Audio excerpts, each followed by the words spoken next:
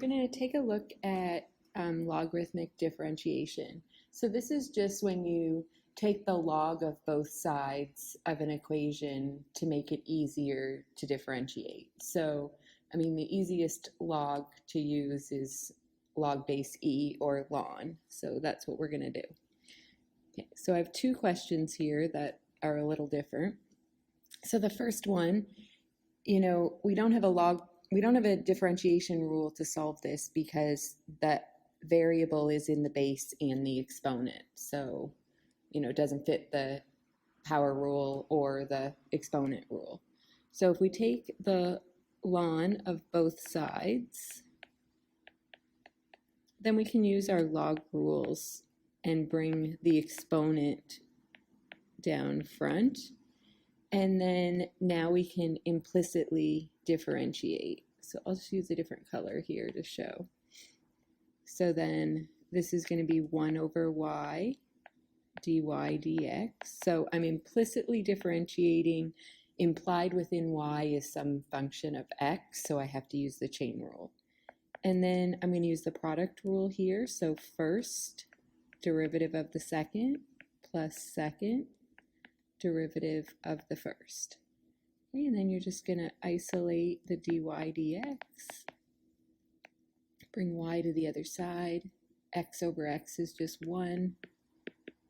And then actually you can write this all in terms of x because the y equaled x to the x. And we're done.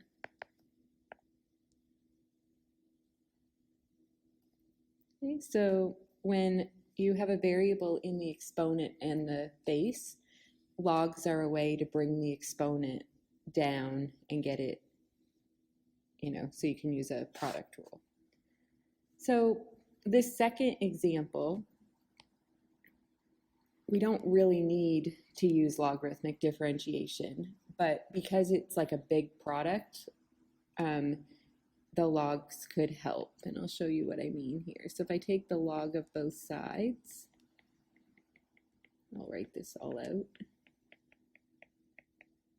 Then according to the log rules, I can split this up, and when I multiply the argument, I add the exponents or the logs.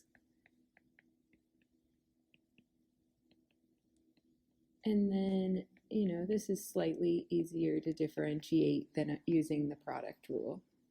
So now we're ready to implicitly differentiate. And again, I'm using the chain rule here, so this is going to be multiplied by 2x, and multiplied by 3, and multiplied by 1, the derivative of the inside. And then I can just clean this up. I bring the y over, and I get 2x over x squared plus 4, plus 1 over x, the 3's cancel, plus 1 over x minus 7. And then I can replace my y with all of this and have it all in terms of x. And then I could get a common denominator here and simplify this. I'm not going to. But you could see that you could then simplify that. Hopefully that was helpful.